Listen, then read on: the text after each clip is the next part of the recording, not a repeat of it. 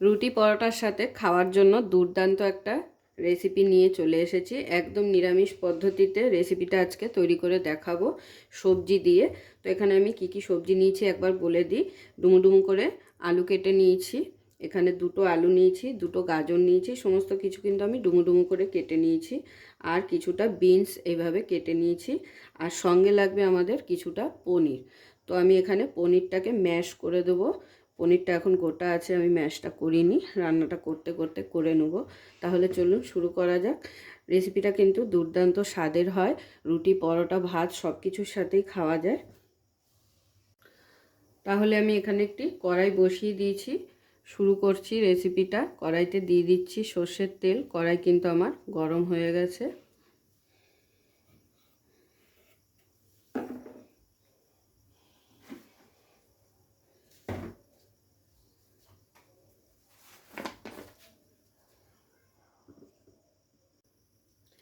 তো দেখুন তেল গরম হয়ে গেছে। এবারে তেলের মধ্যে দিয়ে দিচ্ছি ফোড়ন, দুটো শুকনো লঙ্কা, হাফ চামচেরও কম জিরে,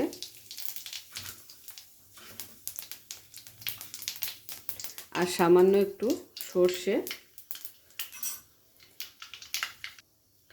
ফোড়নটাকে হালকা ভাজা হয়ে গেলে এর মধ্যে দিয়ে দেবো প্রথমে গাজর আর আলুটা।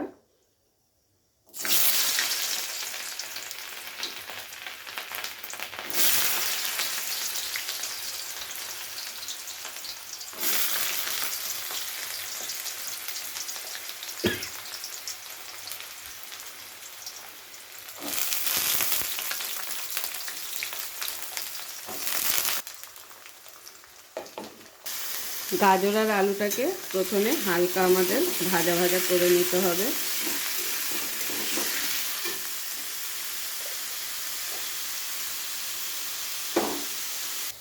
তো যতক্ষণে গাজর আর আলুটা ভাজা হচ্ছে ততক্ষণে আমি একটি মশলা রেডি করে দেখিয়ে দেবো আপনাদের। প্রথমে দিয়ে দিচ্ছি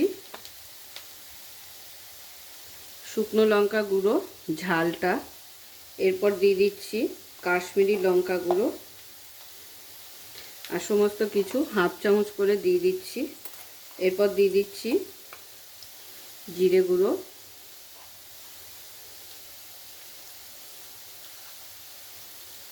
হলুদ,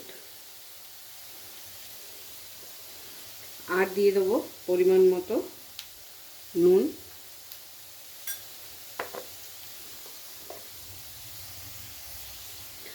মশলাটা জল দিয়ে মিশিয়ে রাখবো। এরপর আবারও চলে এলাম রান্নাতে।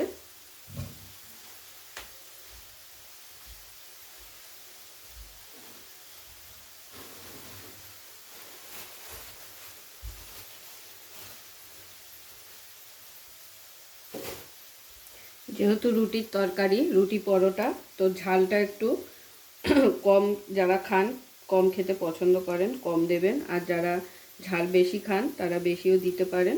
তো আমি এখানে দুটো কাঁচা লঙ্কা চিড়ে দিয়ে দিচ্ছি।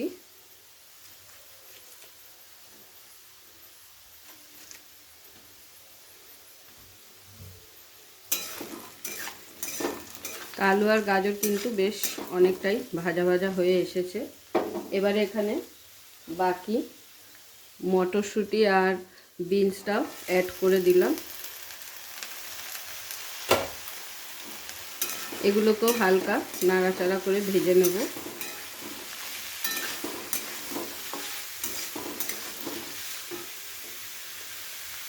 তো দেখুন সমস্ত কিছু হালকা নেড়ে চেড়ে ভেজে নিয়েছি। এরপরে দিয়ে দিচ্ছি একটা টমেটো কুচি।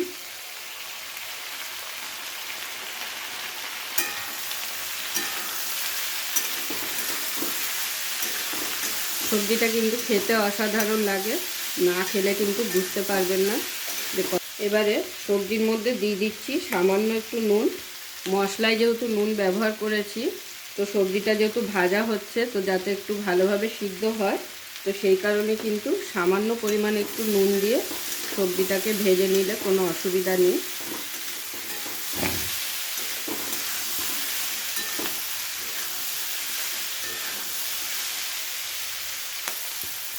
তো সবজিগুলোকে খুব ভালো করে ভাজা ভাজা করে নিয়েছি। এবারে এখানে অ্যাড করে দেবো যে মশলাটা আমরা গুলে আগে থাকতে রেডি করে রেখেছি, সেই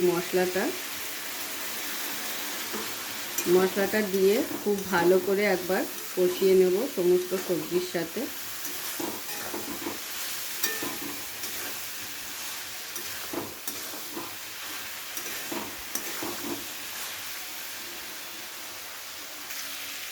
তো মশলাটাকে খুব ভালো করে সবজির সাথে কষিয়ে নিয়েছি। এবারে এখানে দিয়ে দেবো পরিমাণ মতো জল। আর এই সবজিটা কিন্তু একটু মাখো মাখো হবে, খুব বেশি জল কিন্তু আমরা এখানে অ্যাড করব না। সবজিটা জাস্ট একটু সেদ্ধ হওয়ার মতো জল দিলেই কিন্তু হয়ে যাবে।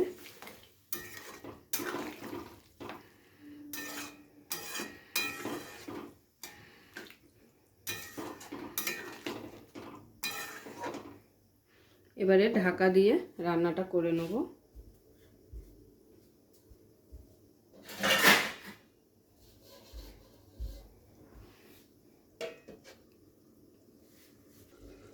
ঢাকনা চাপা দিয়ে 5 মিনিট রান্নাটা করে নেওয়ার পরে এখানে অ্যাড করে দিতে হবে ম্যাশ করে রাখা পনিরটা। এই পনিরটা দেওয়ার পরেই কিন্তু এই সবজিটার টেস্ট দুর্দান্ত হয়ে যায়। তো পনিরটা দিয়ে খুব ভালো করে সবজির সাথে মিশিয়ে নিচ্ছি।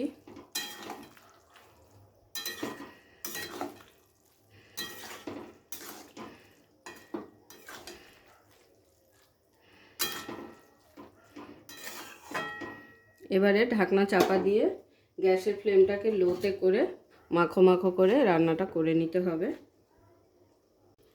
তো পনিরটা দেওয়ার পরে আবারও ঢাকনা চাপা দিয়ে আমি 5 মিনিট রান্নাটা করে নিয়েছি। তো দেখুন এখন সবজির যে থিকনেসটা আছে এরকমই কিন্তু মাখো মাখো রাখতে হবে, খুব বেশি মানে ঝোল রাখা যাবে না, আবার খুব বেশি শুকিয়েও ফেলা যাবে না। তো এবার আমি নাবিয়ে ফেলবো। নাবানোর আগে দিয়ে দিচ্ছি সামান্য পরিমাণ একটু গরম মশলা, হালকা নেড়ে চেড়ে এবারে আমি নাবিয়ে ফেলবো।